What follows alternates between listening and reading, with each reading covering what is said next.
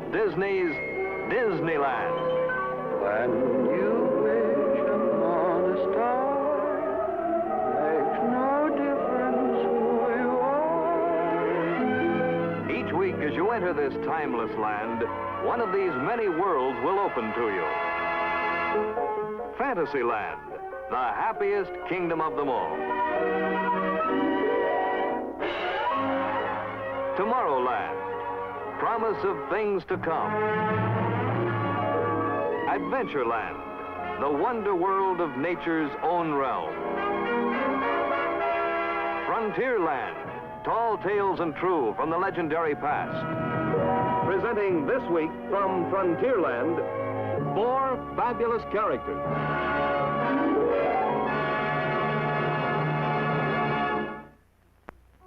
And now, your host, Walt Disney.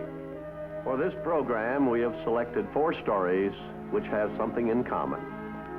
Each deals with a colorful period in America's past. And the heroes in these stories are all, in their particular way, fabulous characters. This group of 4 subjects includes an early American frontier hero, the most fabulous failure in the history of sports, America's most famous family feud, and the legend of a railroad engineer who won his fame back at the turn of the century. To introduce our railroad hero, we will now take you to Jerkwater Junction and our authority on the subject, Jerry Jerk Throttle Colonna.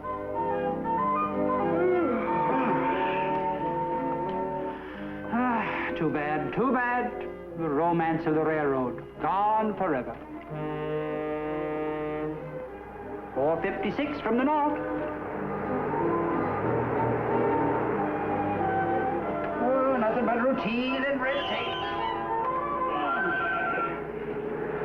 Oh, comfort and convenience.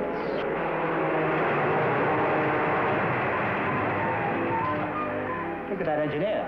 Fancy Dan. That's the trouble. No excitement in today's railroading. No heroes, no tradition, no smoke, no steam, no soot, no nothing. 502 from the east. 502 from the west.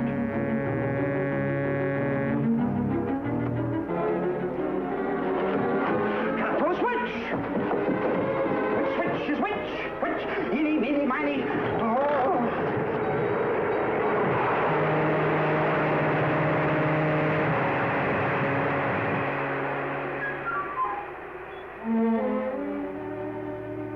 Like I was saying, it's all routine. Now, if you want romance, you've got to go back to the good old days. Back to the old dime novels of the 1890s. That's more like it. Fred Piernot, the dauntless engineer. Now there's a brave lad. He sees a fair damsel in distress, and like a shot, he's off to the rescue. Pour on the steam, man. Pour it on. Egad, why should he rescue her? Oh, well, Fred Piernot is no fool. Maybe your old man owns the railroad.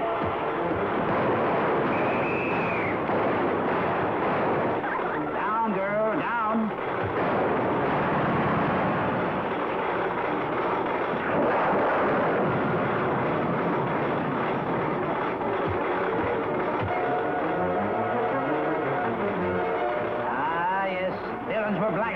And heroines really suffered in those dear, dead dime novel days. But virtue always triumphed, and the brave engineer got his reward.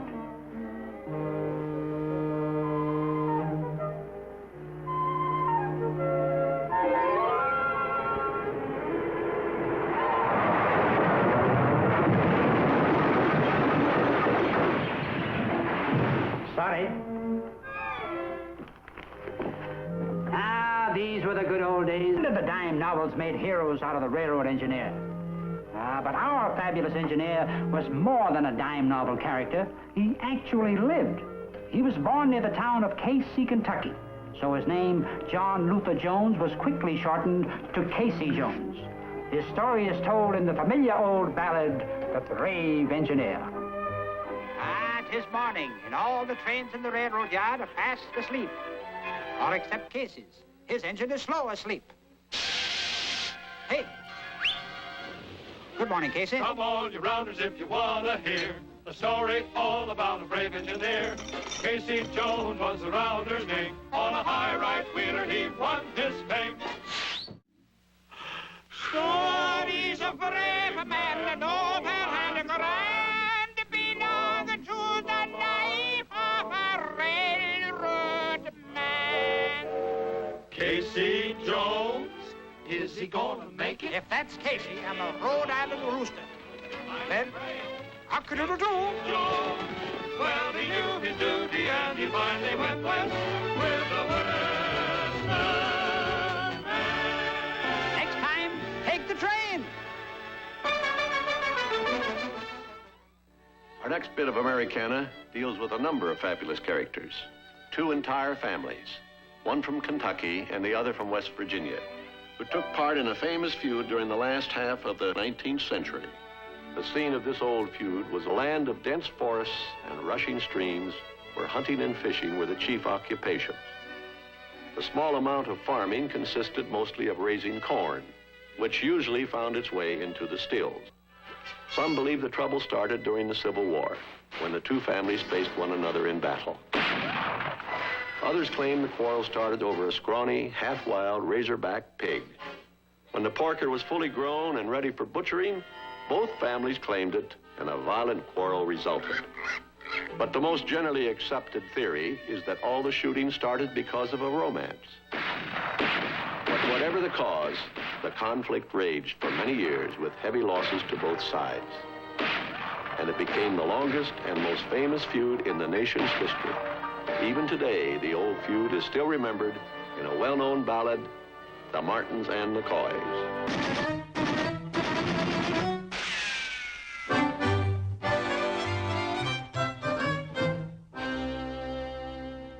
Gather round me, children, and I'll tell a story of the mountains in the days when guns was law.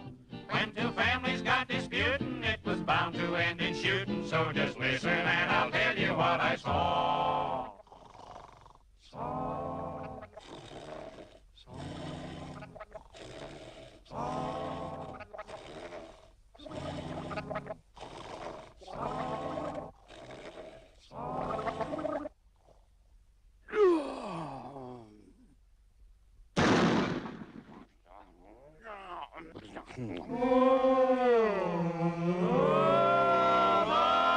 Martins and the Coys, they was reckless mountain boys, and they took up family feuding when they meet. Every darn time. They could shoot each other quicker than it took your eye to flicker. They could knock a squirrel's eye out at 90 feet.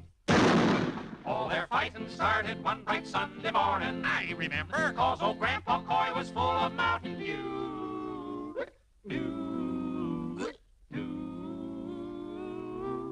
Just as quiet as a church mouse, he stole in the Martins' hen house, 'cause the Coys, they needed eggs for breakfast too.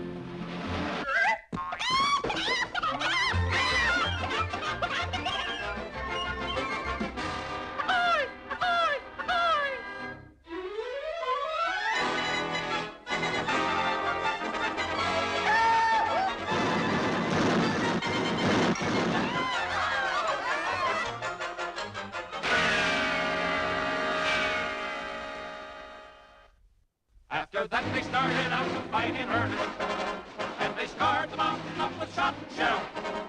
There was uncles, brothers, cousins, why they bumped them off by dozens. Just how many bit the dust, it's hard to tell. Oh, the Martins and the Coys, they were reckless about him, boys. At the art of a killing, they became quite deft. Mighty deft. They all know they shouldn't do it, but before they hardly knew it, on each side they only had one person left. Only one person left. the sole remaining Martin was a maiden, and as pretty as a picture was this Grace. While the one surviving boy was the handsome Henry Coy, and the folks all knew they'd soon meet face to face. After her, Henry. Go get him, boy. Knock him off, Macy. Whoa! Shoot that Coy. So they finally met upon a mountain pathway, and Henry Coy, he aimed his gun at Grace. Right at Grace. He was set to pull the trigger when he saw her pretty figure. You could see that love had kicked him in the face.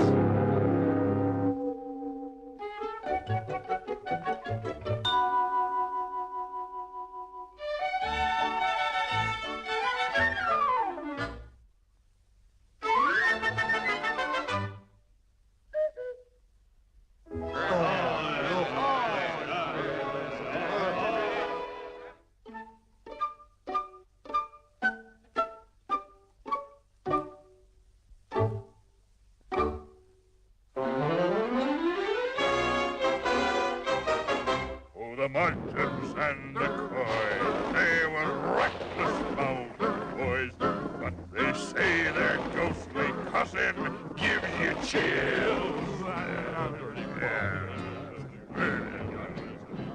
'Cause the hatchet sure was buried when sweet Grace and Henry married.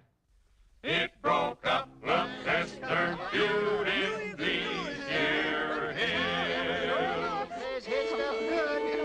Come on, everybody, let's dance.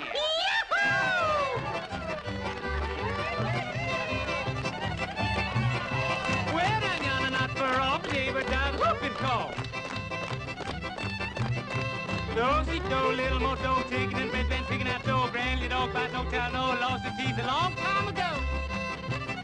I swing your partners, woohoo, and promenade the hall. Same old road, same old play, watch that monkey walk and rave.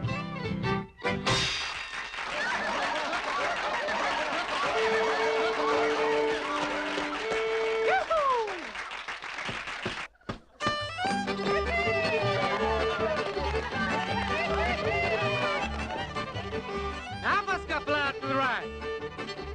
Go around that couple and take a seat. Come back in the center and shake your feet. Round that couple and peek once more. Back in the center and circle four. Swing your partner and call your hound. Right foot up, left foot down, bottom foot break a hole in the ground. Now you're tall with a smile. What's my hand and go hog wild? Silly hog, silly.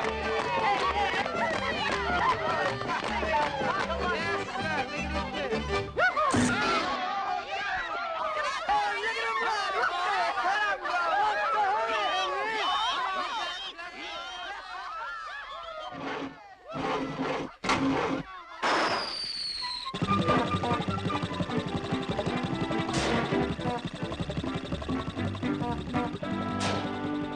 Now you may think that this is where the story ended, but I'm telling you, them ghosts don't cuss no more.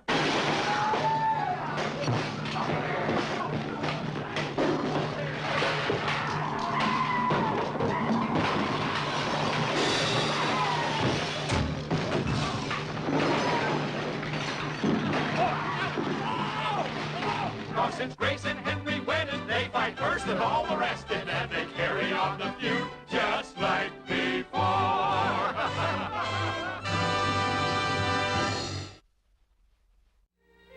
Our next fabulous character is from the world of sports, a product of our great national game, baseball. From its earliest days, baseball has produced an endless parade of heroes, great stars whose names have become legend.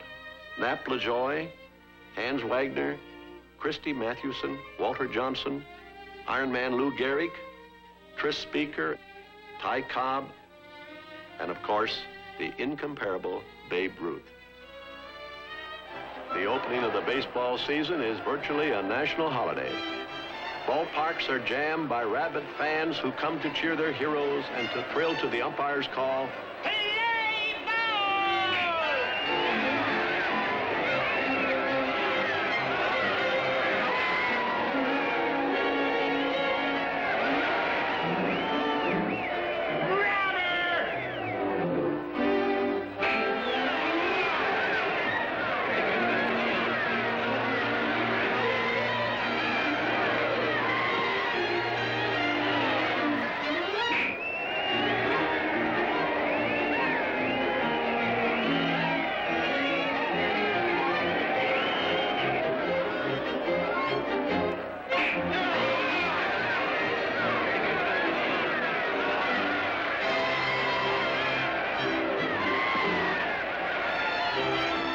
fabulous baseball character was no hero. Quite to the contrary. He was baseball's most spectacular failure, the famous Casey at the bat. Oh, what a lark to ride out to the park, and just to see Casey. They travel for miles and they stand in the aisles, and just to see Casey. The ladies don't understand baseball a bit. They don't know a strike from a foul or a hit. But when they see Casey, that game has got it. They see the pride of them all.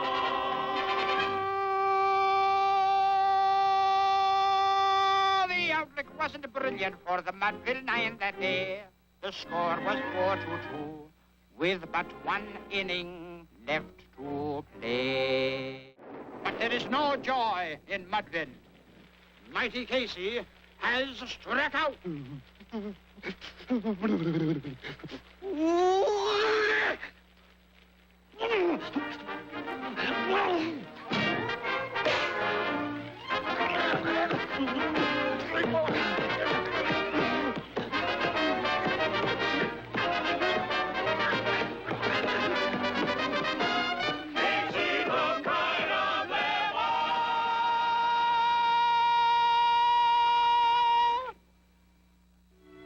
A legion of mighty men have left symbols of their greatness on the pages of American folklore. There was Paul Bunyan's axe, John Henry's hammer, Davy Crockett's rifle.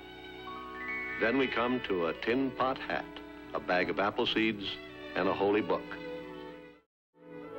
These symbols represent John Chapman, who is known in folklore legend as Johnny Appleseed. Johnny is a special favorite of mine, for during his time and in the same region, my great-grandparents were pioneers themselves. They moved west from New York in the early 1800s to settle in Ohio, which was considered the West in those days. And it is very likely they traveled some of the same trails as Johnny Appleseed. Now, we tell the story of this heroic little man through the voice of Dennis Day, or shall we say voices? For Dennis takes all the character parts. He is the voice of Johnny Appleseed, Johnny's angel, and the old settler who tells the story. I wake up every day as happy as can be, because I know that with his care my apple trees, they will still be there. Oh, the Lord is good to me. You think we had most all we please, but we ain't. We're kind of short on apple trees. Well, I swan. I didn't know. What are we waiting for? Come on, let's go. We're wasting time, let's get it going. Get them apple trees a-growing. There's a lot of work up there to do. Oh, there's a lot of work to do.